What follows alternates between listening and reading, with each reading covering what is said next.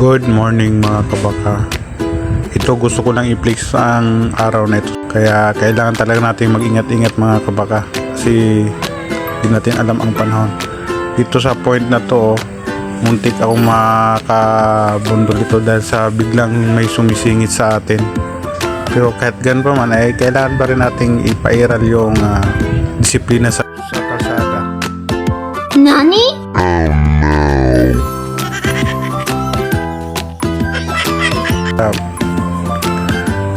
Sa opisina ng aking regular customer.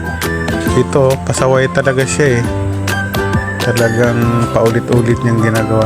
So sana mag-ingat na lang talaga siya. At matuto siya nung dumisiplina sa kalsada kasi paano kung mga malalaki yung mga kasabayan niya at hindi siya mapansin lalo na kung mapunta siya sa blind spot. Naku, baka imbis na makauwi siya ng kanilang bahay, baka hindi na makauwi. Iba na yung nauwian. Ito, napangalawahan tayo itong nagbibisikleta. Biruin mo, bigla pa namang huminto, naka-green pa yan, no? Biglang huminto, buti na lang alerto tayo. Oh no!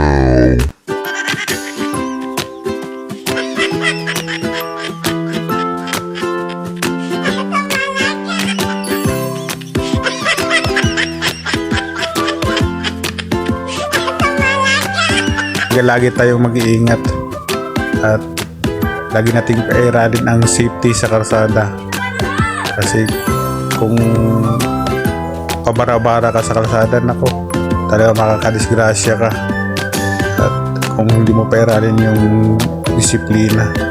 So ingat-ingat na lang tayo palagi. Nandito na tayo, nahati na natin ang ating regular customer at ngayon magbubukas tayo ulit ng apps at maghahanap buhay ulit tayo.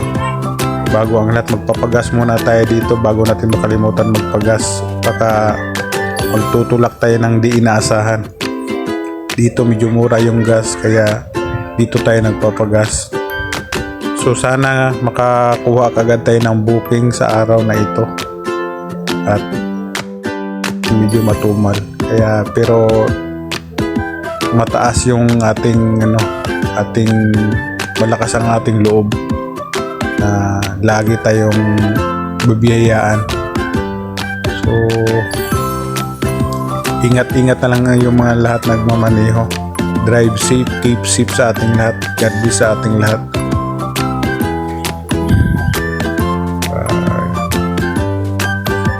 Ganun talaga ang buhay. Kala ko nga matumbok ko na yun. Buti nga naiiwas ko pa yun dun sa bisikleta kasi kung hindi, nako, talaga naman baka makadisgrasya tayo. Sa sobrang dami ng rider ngayon, talagang mapapansin natin na medyo tumumal ng double, triple. Ito may galit na mukha tapos nakasilip. Ito, nakakuha tayo ng booking. Ito malapitan lang to. Nakangiti pa si sir dahil inopera natin ng shower cup. Nagtatanong pa kung anong yung shower cup. Sabi ko na lang magsha-shower kami. Protection na rin yan sa ulo dahil di natin alam kung sino-sino gumagamit sa ating service helmet, kaya nagbibigay tayo ng shower cup. Ito ihati na natin sa kanyang drop off. Malapit lang naman to, along Quezon City lang din. So dito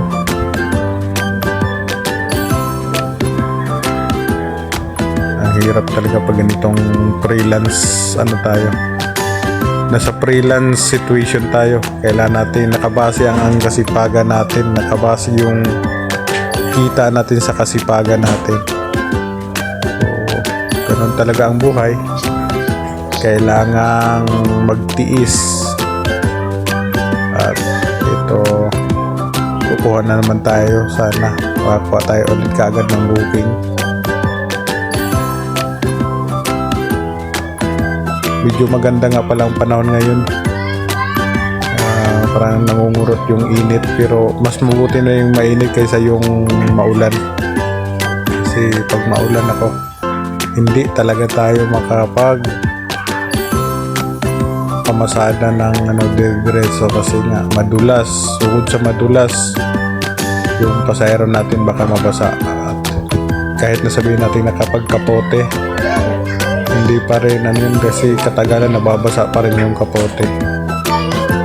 So yun, ito nakakuha tayo ng booking. Dito lang ang pick up sa Quezon City Hall papuntang Novaliches. Pangalawang booking natin to mga kabaka.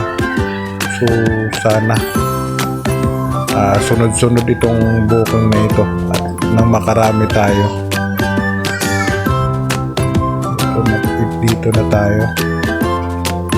Dito na yata siguro itong si ma'am. Ito na nga. Ito na nga. Wow, sana all. Ito na nga si madam. Sana all, ganun talaga. Tapos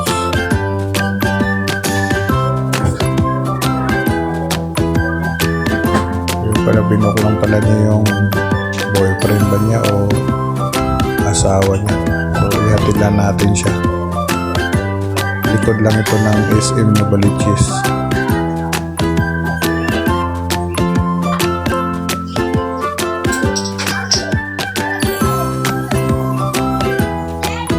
Card pala ito, kaya okay lang kahit card para di na tayo mag top up.